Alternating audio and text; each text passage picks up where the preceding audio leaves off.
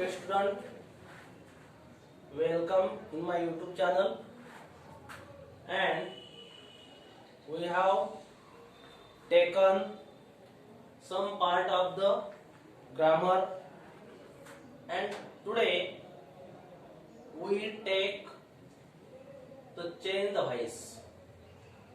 This topic is very important and easy to understand, but listen it carefully, you will be understood. And तर आपण याच्यामध्ये काही part अगोदरच पाहिलेला आहे, जे रिमेनिंग पार्ट आहे, राहिलेला भाग जो आहे तो आज आपण पाहायचा.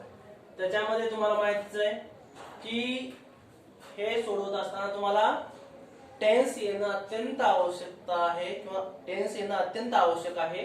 जर तुम्हाला टेन्स चांगल्या पद्धतीने येत असेल तर तुम्ही change the voice, WH question किंवा इतर ग्रॅमॅटिकल जे पार्ट्स आहेत ते इझिली सॉल्व्ह करू शकता.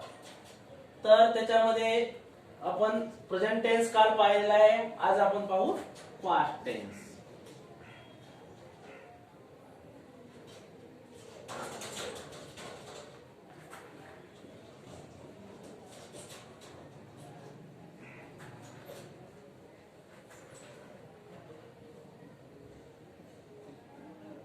Past tense.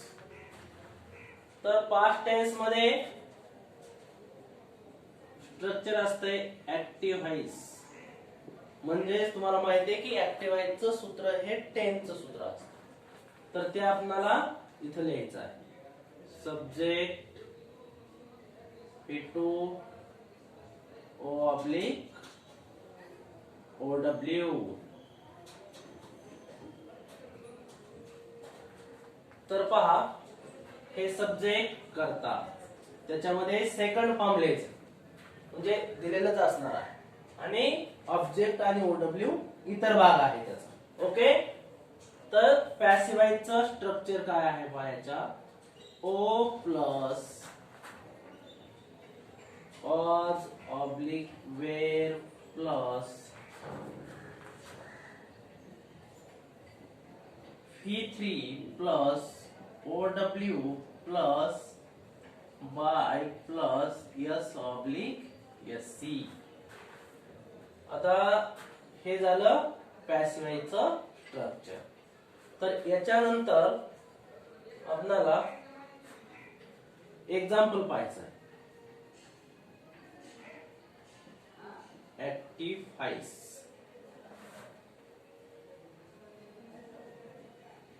They told me a story. Okay, student, they told me a story. हे आहे, हे या सूत्रानुसार आहे ऍक्टिव्ह व्हॉइसच्या. सब्जेक्ट P2, ऑब्जेक्ट म्हणजे इनडायरेक्ट ऑब्जेक्ट, आणि हे जे आहे ते डायरेक्ट ऑब्जेक्ट. ओके, मग आपल्याला चेंज करायचं. तुम्हाला माहितीच आहे की इनडायरेक्ट ऑब्जेक्ट कशा पद्धतीने काढलं पाहिजे आणि डायरेक्ट ऑब्जेक्ट कशा पद्धतीने काढलं पाहिजे. आता आपण ते ऑलरेडी अगोदर पाहिलेलं. जर तुम्ही whom या शब्दाने क्वेश्चन विचारला तर इनडायरेक्ट ऑब्जेक्ट येईल, आणि जर तुम्ही व्हॉट या शब्दाने क्वेश्चन विचारला तर डायरेक्ट ऑब्जेक्ट तुम्हाला मिळून जाईल. आता समजा they told me a story, हे सिंपल सेंटेन्स आहे. ओके, तर याच्यामध्ये काय करणार तुम्ही, whom ने जर क्वेश्चन विचारला तर काय होईल. whom did they tell a story. त्यांनी स्टोरी कोणाला सांगितली. whom म्हणजे कोणाला या वर्डचं आन्सर असलं पाहिजे. ओके स्टुडंट, आणि व्हॉटने जर क्वेश्चन विचारला तुम्ही, what did they tell me, त्यांनी मला काय सांगितलं, तर या क्वेश्चनचं आन्सर काय असेल, अ स्टोरी सांग. ओके, अशा पद्धतीने तुम्हाला ऑब्जेक्ट काढता येतात. म्हणजे ह्या वाक्यामध्ये 2 टाइप्स ऑफ ऑब्जेक्ट आहे. ओके, तर आपण आता दोन्ही ऑब्जेक्ट जर असेल तर तुम्हाला 2 पद्धतीने वाक्य सोडवता येतं. ते कसं सोडवता येतं ते आपण इथं बघू. आता पहिल्यांदा ऑब्जेक्ट घ्या. मी हे काय आहे, सेकंड केस आहे. सेकंड केसची तुम्ही काय करणार, फर्स्ट केस. मीच आयच्या समोर वाजवेल पैकी एक योग्य ते घ्यायचं. I was. टेलचं सेकंड आणि थर्ड फॉर्म सेम आहे. टोल्ड. आता याच्यात ओडब्ल्यू काय आहे का, आहे. म्हणजे डायरेक्ट ऑब्जेक्ट ओडब्ल्यू मध्ये आपण टाकू. टोल्ड अ स्टोरी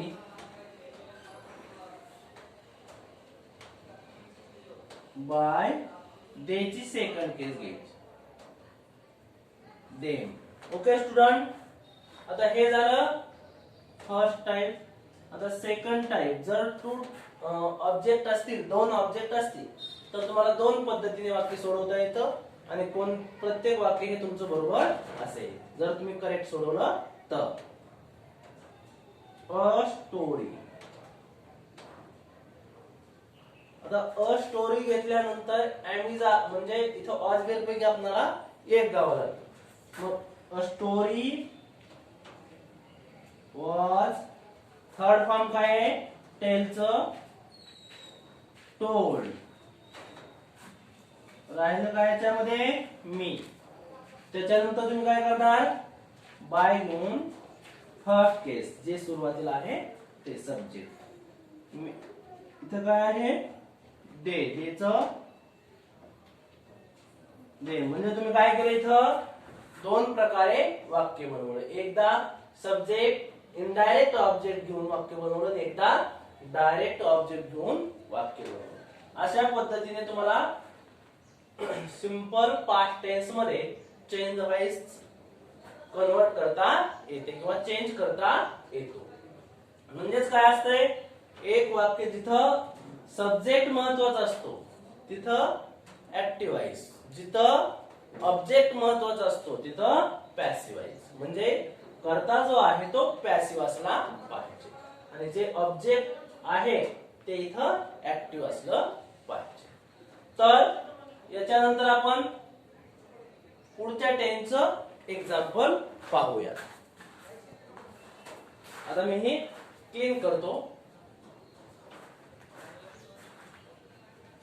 तुम्ही हे नेहमी अभ्यासलं पाहिजे किंवा अभ्यास केला पाहिजे. तुम्हाला हे फक्त ग्रामर यूज म्हणूनच नाही तर तुमच्या रायटिंग स्किल मध्ये ग्रामरला मार्क्स असतात.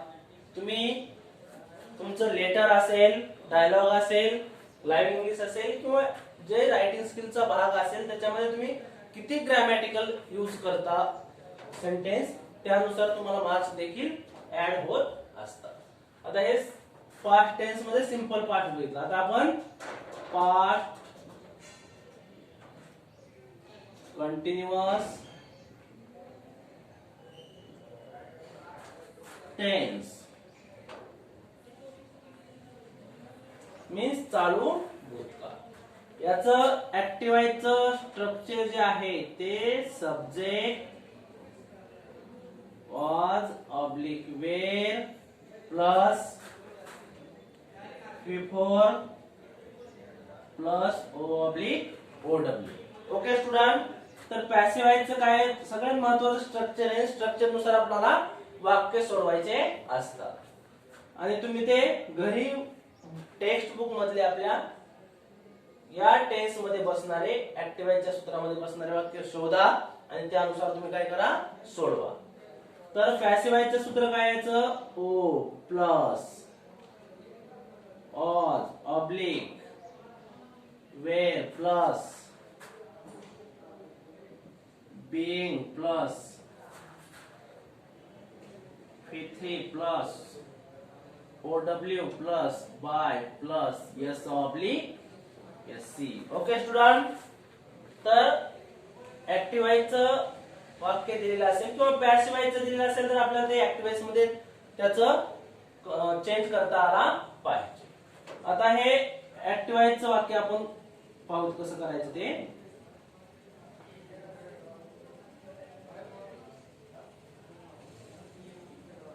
Sonali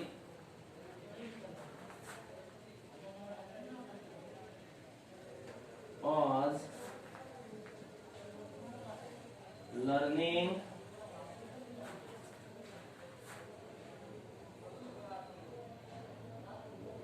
English language. Okay, Sonali was learning English language. तर आपण काय करणार याला चेंज करणार कशामध्ये, active voice to passive voice मध्ये. आणि सगळे जे टेन्स आहेत ते फक्त ऍक्टिव्ह आणि पॅसिव्हचे जर तुम्हाला स्ट्रक्चर माहित असतील, ते तुम्हाला पाठ असतील, तर तुम्ही हे इझिली सोडवू शकता. त्याच्यासाठी सगळे जे सूत्र आहेत, त्याचे जे स्ट्रक्चर आहेत, फॉर्म्युला आहेत, ते तुम्ही काय करा पूर्णपणे पाठ करा. पाठ केल्यानंतर तुम्हाला एकदम सोडवायला इझी होईल. आणि तुम्हाला जर हे स्ट्रक्चरच माहित नसेल तर तुम्ही ते सेंटेन्स सोडवणं डिफिकल्ट होऊन जाईल. तर याच्यात पहा, सोनाली काय आहे, सब्जेक्ट आहे. वाज काय आहे, ऑक्झिलरी व्हर्ब आहे, म्हणजे सहाय्यकारी क्रियापद. लर्निंग काय आहे, व्हर्ब आहे, बिफोर आहे. अँड इंग्लिश लँग्वेज जे आहे ते ऑब्जेक्ट आहे. आता तुम्ही जर याच्यात इनडायरेक्ट ऑब्जेक्ट आहे का, नाही. याच्यात काय आहे, डायरेक्ट ऑब्जेक्ट आहे. म्हणून आपण फक्त व्हॉटनेच क्वेश्चन विचारला तर तुम्हाला डायरेक्ट ऑब्जेक्ट भेटून जाईल. What was Sonali learning, question mark. Sonali काय शिकत होती, what English language. Okay student, मग आता तुम्ही काय करा, ऑब्जेक्ट सब्जेक्ट जागी घ्या. मग इथं इंग्लिश लँग्वेज वॉज. वॉज वेच्या नंतर काय सांगितलं आपल्याला, बीइंग. ओके, लर्नचं तिसरं रूप N T, bye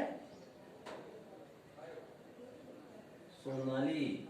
In this way, we can solve the change the voice.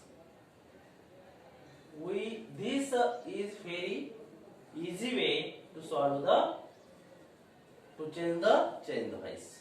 Okay, student, we can stop here today, and remaining part of the change the voice we will take tomorrow.